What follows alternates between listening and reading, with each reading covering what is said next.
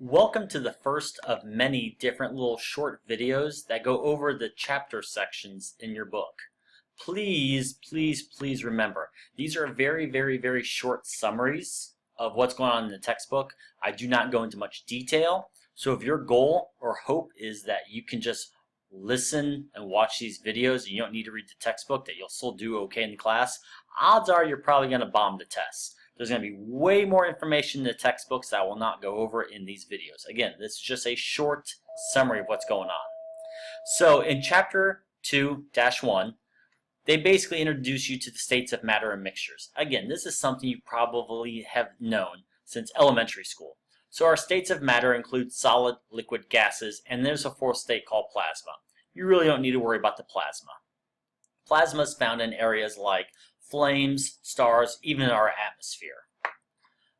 The big ones to worry about more are solid, liquid, and gases. And you pretty much know what a solid, liquid, and gas is. And you also pretty much know that as you increase the temperature, as the energy increases, solids will turn into a liquid, liquids will turn into a gas. As you decrease the temperature or decrease the energy, sometimes also known as entropy, as you have less disorder, the gas will turn into a liquid, then turn into a solid.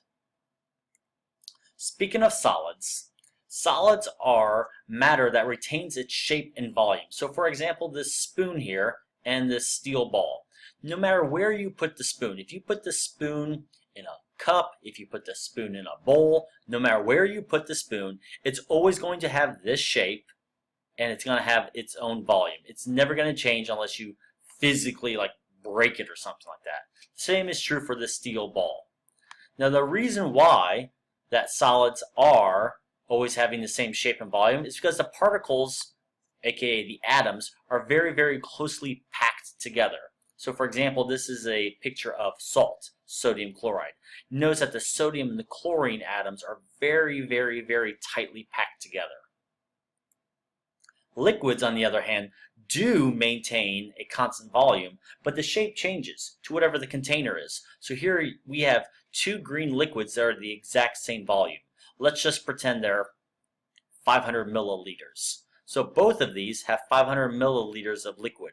But notice that the liquid takes the shape of the container. Now, the reason why is because the particles in liquids loosely flow past each other.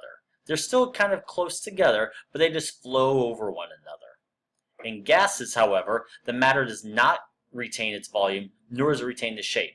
The particles are constantly bouncing around, they're hitting off each other, they're hitting the sides of something. So, for example, the air in your bedroom, if you're watching this in your bedroom, or maybe living room, or wherever you watch this, the air molecules are running into each other, they're running into the walls, they're bouncing off the walls, they're bouncing off the ceiling, off the floor, they're constantly moving around.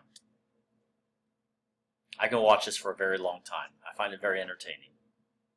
Watch this one. Oh, glance. That one's going quick. Hold on. No, it's in. Oh, that one got knocked down twice. Ouch. Okay. The other part of this section talked about mixtures. And there's two main types of mixtures. You have a heterogeneous mixture and a homogeneous mixture. The prefix hetero means different. So this means different mixtures. You can easily see the differences. So if you look at this picture, you can easily see the different portions. And homogeneous, homo means the same. So a same mixture. It looks the same throughout. So if you look at the mixture here, you notice there's a pattern. It's always going purple, green, teal, aqua, maybe? Whatever you want to call that color. It keeps repeating the pattern. So again, heterogeneous, it's when matter is not uniform. It has, first off, a mixture is just a bunch of different pure substances. We'll talk about pure substances in the next part. But for heterogeneous, there's a composition that you can easily see. So you see all the different pure substances. So for example, you have the oil, the water, and the sand. Maybe that's dirt. We'll just say sand. You can easily see the layers. You can easily see the different kinds of pretzels, the Chex cereal, the rye chips. And you even notice there's never enough rye chips in Chex Mix. There's never enough. That's so good. You can easily see them. And different portions don't have the same composition in a heterogeneous mixture. If I take a portion of this right over here, the oil, water, and sand. Get my mouse back here. I take out this portion right here.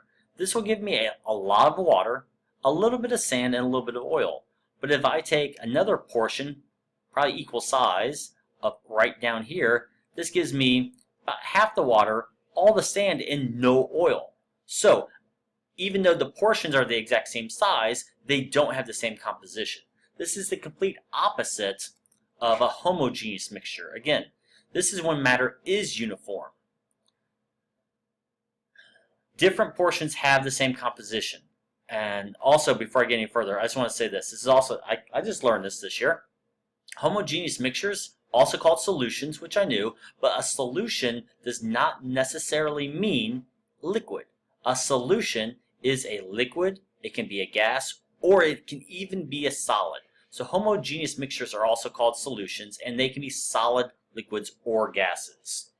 But going back to my point here about different portions have the same composition, so take the brass for example. This brass coin is 61.5% copper, 35.4% zinc, 3.1% lead. If I cut this in half, if I cut the coin in half, the half on the left side will still be 61.5% copper, 35.4% zinc, 3.1% lead, same as the other side.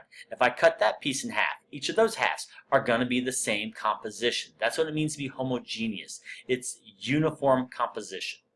Alright, thanks for watching Chapter 2, Section 1, the first of many.